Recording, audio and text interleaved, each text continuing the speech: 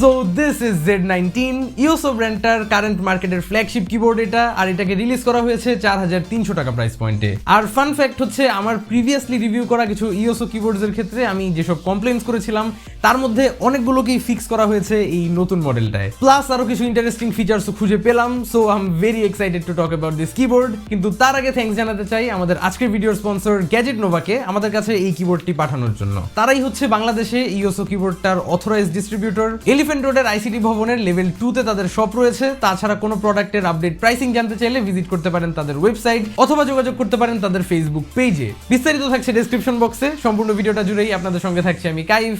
Welcome to tech savage.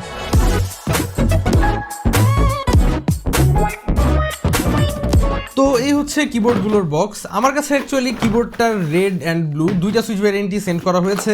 আমরা আস্তে আস্তে দুইটা কিবোর্ডই আনবক্স করে ফেলি। তো এই হচ্ছে দুইটা কিবোর্ড, আর যেমনটা দেখতেই পাচ্ছেন দুইটার কি ক্যাপসের প্যাটার্নগুলো অপোজিট। এটা হচ্ছে রেড সুইচ ভ্যারিয়েন্ট অ্যান্ড এটা হচ্ছে ব্লু সুইচ। যাই হোক, দুইটার বক্স কন্টেন্টসই অ্যাকচুয়ালি সেম, সো আমি একটাই দেখাচ্ছি। অ্যান্ড প্রথমেই থাকছে একটা কি ক্যাপ পুলার, একটা ডিসেন্ট কোয়ালিটির সুইচ পুলার, দুইটা এক্সট্রা সুইচেস। অপর পাশে ব্লু ভ্যারিয়েন্টটায় দুইটা ব্লু সুইচেস পাবেন। তারপর থাকছে একটা অরেঞ্জ কালার্ড এসকেপ কি, একটা orange space bar, and finally কিবোর্ডের কেবলটা which is a type C to USB type A. তার সঙ্গে থাকছে কিছু পেপার ওয়ার্কস। এনিওয়েজ, শুরুতেই চলেন একটা সাউন্ড টেস্ট শুনে আসি।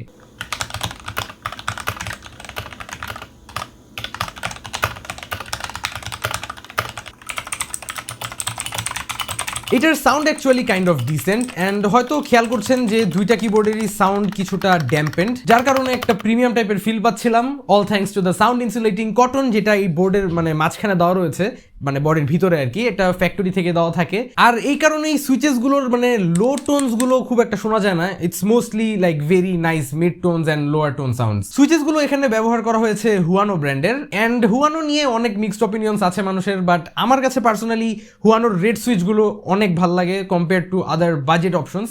The overall feel, travel and sound যাই বলেন না কেন, হুয়ানো সুইচেস এর বাজেটটা হিসাব করে আমার যথেষ্ট পরিমাণ ভালো লাগে। তাছাড়া হুয়ানো ব্লু সুইচের ক্ষেত্রেও আমি বলবো খুব এভারেজ টাইপেরই একটা experience, nothing too crazy, but এটাকে খারাপ বলা যাচ্ছে না, cause the feel is decent and sound যেহেতু কিছুটা ড্যাম্পেন্ড, it sounds quite decent as well. But the best part is যে এই কিবোর্ডটা fully hot swappable, and এগুলো actually 3-pin switches, but আপনি এখানে চাইলে যে কোনো 3-pin বা 5-pin switches দিয়ে এটাকে রিপ্লেস করতে পারবেন, which is very convenient.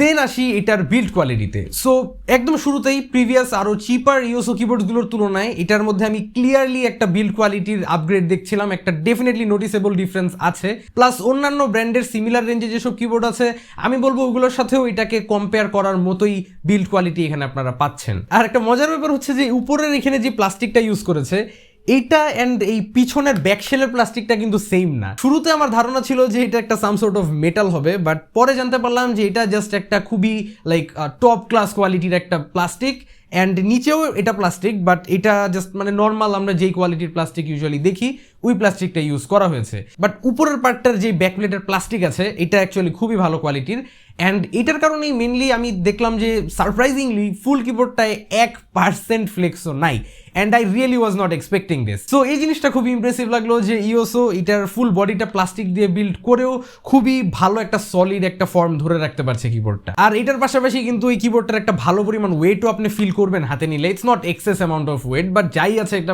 Feel করার মতো ওয়েট। আর সেটার আরেকটা কারণ হচ্ছে যে এটা কিন্তু অ্যাকচুয়ালি একটা full size keyboard. I know দেখে মনে হয় না একটা ফুল সাইজ কিবোর্ড। আমারও ফার্স্ট একটু কনফিউশন ছিল যে এটা অ্যাকচুয়ালি কি সাইজের, কজ এই ফর্ম ফ্যাক্টরের কোনো কিবোর্ড এর আগে আমার স্টুডিওতে আসে নাই। This is the first time. But একটু কাছে থেকে খেয়াল করলেই দেখবেন যে এই কিবোর্ডের মধ্যে কিন্তু নাম ক্লাস্টার থেকে শুরু করে ফাংশন কিজ, অ্যারো কিজ, আর বলতে গেলে একটা ফুল সাইজ কিবোর্ডে যেসব কিজ প্রেজেন্ট প্রত্যেকটা কি এখানে আপনি খুঁজে পাবেন। মেইনলি জাস্ট তারা অ্যারো কিজের উপরের পোর্শনে যেই 8-10টার মতো কি থাকে ওইখান থেকে কিছু আননেসেসারি কিজ যেগুলো কেউ ইউজ করে না এমনিতেও ওইগুলোকে কাট অফ করে দিয়েছে, and then you come up with this very nice compact but full sized keyboard. So just because এটার ফুল সাইজড হওয়া সত্ত্বেও এত কম্প্যাক্ট একটা শেপের মধ্যে আছে, আমি এটা গেমার্সদেরকেও রেকমেন্ড করবো, কজ আমার পার্সোনালি ডেস্কের মধ্যে এটা রেখে মাউস মুভ করতে কোনো ঝামেলাই হচ্ছিল না। I had more than enough space, and it really didn't feel like যে আমি একটা ফুল সাইজ কিবোর্ড ইউজ করছি। So I feel like this is a very diverse keyboard, কারণ আপনি যদি এমন হয় যেটা আপনি হোম এনভায়রনমেন্টে না ইউজ করে ফর এক্সাম্পল অফিসে ইউজ করতে যাচ্ছেন, আপনি ব্লু সুইচ না ইউজ করে রেড সুইচটাও ইউজ করতে পারেন। That works great in terms of productivity, you can also use it for gaming.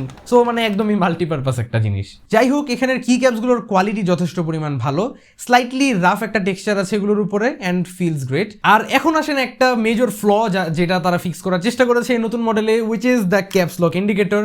আর এখানে যেহেতু নাম ক্লাস্টার আছে, আপনি নাম প্যাড ইন্ডিকেটরও পেয়ে যাবেন। গতবার মানে এটার প্লেসমেন্টটা আমার একদমই ভালো লাগে নাই, সো দিস টাইম তারা খুবই ভিজিবল একটা জায়গায় রেখেছে ইন্ডিকেটরগুলোকে, which is very appreciated. But এবার না একটু প্রবলেমটা হচ্ছে, আগের বারগুলোতে মানে এটা ভিজিবলই ছিল না, আর এবার মানে এত পরিমাণ ব্রাইট এই ইন্ডিকেটরগুলো যে আপনি নর্মালি যখন কিবোর্ডটা ইউজ করতে যাবেন এই লাইটগুলো জাস্ট চোখে লাগে। মানে it's that bright, it's like extremely bright. আমি জানি না ক্যামেরায় বোঝা যাচ্ছে নাকি না, বাট সামনাসামনি এই লাইটগুলো জাস্ট কমপ্লিটলি আপনার চোখে গিয়ে মানে ডাইরেক্ট হিট করে টাইপের। আই গেস আমার কমপ্লেনটাকে তারা একটু বেশি সিরিয়াসলি নিয়ে ফেলছে, বাট এটার ব্রাইটনেসটা একটু কম হলে আই গেস আমার চোখের জন্য বেটার হতো। বাট বিসাইডস দ্যাট, এটার RGBর যে ব্রাইটনেস, এইবার আমার কাছে কেন জানি এটার RGBর ব্রাইটনেসটা একটু কম লাগলো। প্রিভিয়াস সব ইউএসও কিবোর্ডসের একটা মেজর প্লাস পয়েন্ট ছিল যে RGB খুবই ব্রাইট, অ্যান্ড আমি এই জিনিসটা খুবই অ্যাপ্রিসিয়েট করেছিলাম। বাট এইবার কেন জানি RGBর ব্রাইটনেসটা আমার কিছু কম মনে হচ্ছে। এমনিতে এফেক্টসের কথায় যদি আপনি আসেন, অসংখ্য সুন্দর এফেক্টস আছে। এটার জন্য যে সফটওয়্যারটা তারা প্রোভাইড করে সেটার লিঙ্ক আমি ডিসক্রিপশনে দিয়ে দিব, আপনারা ওইখান থেকে ডাউনলোড করে নিতে পারেন। অ্যান্ড সেটার মধ্যে খুব ইজিলি কিবোর্ডটাকে কাস্টমাইজ করতে পারবেন আপনি। অনেক এফেক্টস রয়েছে, হিউজ পরিমাণ এফেক্টসের সিলেকশন, অ্যান্ড প্রত্যেকটা এফেক্টসই খুবই সুন্দর। স্পেশালি এবার দেখলাম একটা মিউজিক রিয়েক্টিভ একটা এফেক্ট রয়েছে, which was very cool as well. আর ব্রাইটনেস, স্পিড সবকিছুই আপনি সফটওয়্যারের থেকেই কন্ট্রোল করতে পারবেন। এমনিতে ভালো লাগার মতো আরেকটা ব্যাপার হচ্ছে যে এখানে তারা কানেক্টর হিসেবে দিয়েছে একটা এল শেপড USB Type-C, আর এটার ইনপুটটা তারা টপ সাইডে না দিয়ে কিবোর্ডের লেফট সাইডে দিয়েছে। অ্যান্ড আমার কাছে এই জিনিসটা ভালোই লাগে, বিকজ আমার ডেস্কের লেআউট হিসাবে লেফট সাইডে থাকলে আমার জন্য বেটার হয়। বাট অনেকেই বলেন যে টপ সাইডে দিলে নাকি আপনাদের জন্য কনভিনিয়েন্ট, সো এটা মানুষ টু মানুষ কাইন্ড অফ ভ্যারি করে। এনিওয়েজ, কিবোর্ডটা রিয়ার সাইডে চলে গেলে দেখবেন এখানে 4টা রাবারাইজড পার্টস রয়েছে, 2টা রাবার প্যাডস অ্যান্ড 2টা হচ্ছে হলো আপনার ফিটস, যেগুলো ফুলি রাবারাইজড। অ্যান্ড এগুলোর গ্রিপ যথেষ্ট পরিমাণ ভালো, আমি বলবো কোনো ধরনের মুভমেন্ট আমি লক্ষ্য করি না কিবোর্ডটা ইউজ করার সময়। বাট একটা ছোট্ট প্রবলেম হচ্ছে কিবোর্ডটা মানে একদমই flat, as you can see, মানে তেমন কোনো এটার মধ্যে এলিভেশন বা ইনক্লাইন নাই, একদম কমপ্লিটলি ফ্ল্যাট এটা। সো টাইপিং করার সময় বা ইউজ করার সময় যেটাই করেন না কেন, আপনার ডেফিনেটলি এই ফিটসগুলোকে খুলে নিতেই হবে। But I still feel like যে আরও একটু ইনক্লাইন যদি করা যেত কিবোর্ডটাকে, হয়তো টাইপিং এক্সপিরিয়েন্সটা একটু বেটার হতো। But this is not a deal breaker honestly. তো যাই হোক, ফাইনালি এটার ব্যাপারে বলতে গেলে আমি বলবো কিবোর্ডটা ওভারঅল আমার কাছে খুবই ভালো লেগেছে। মানে আমি মেজর কমপ্লেন করার এখানে কিছুই খুঁজে পাই নাই, but I just feel like কিবোর্ডটা মানে স্লাইটলি ওভার প্রাইস করে ফেলা হয়েছে। But then I contacted the manufacturers, and তারা দেন আমাকে বললো যে এটার মধ্যে যে পিসিবিটা রয়েছে, এটা যেহেতু একটা ফুল সাইজ কিবোর্ড, সেটার কারণে পিসিবির কস্টিংটা বেশি পড়ছে অ্যান্ড স্টাফ লাইক দ্যাট। যাই হোক, সব মিলিয়ে ঝিলে কিবোর্ডটার প্রাইসিংটা একটু কম্পারেটিভলি বেশি হয়ে গেছে। বাট স্টিল 4300 টাকা প্রাইস পয়েন্টেও আমি বলবো এটার মার্কেটের কম্পিটিটরসগুলোর তুলনায় অনেক এক্সট্রা জিনিস আপনাকে অফার করছে। সো এটা ডেফিনেটলি কনসিডার করার মতোই একটা অপশন। আর মেইনলি যেটা বললাম, আমি কিবোর্ডটার লেআউট যেটা খুবই ইউনিক, আজ পর্যন্ত এরকম একটা লেআউট দেখি নাই যে একটা full size keyboard but it's very compact. So এই জিনিসটা খুবই ভালো লাগলো। বাট এনিওয়েজ, কিবোর্ডটা পারচেস করতে চাইলে ডেসক্রিপশনের একদম টপ সাইডে লিঙ্ক পেয়ে যাবেন। ভিডিওটা ভালো লেগে থাকলে এখানে ক্লিক করে সাবস্ক্রাইব করতে ভুলবেন না। আশা করি আবারও দেখা হবে আগামী ভিডিওতে। Till then, have a nice day, piece.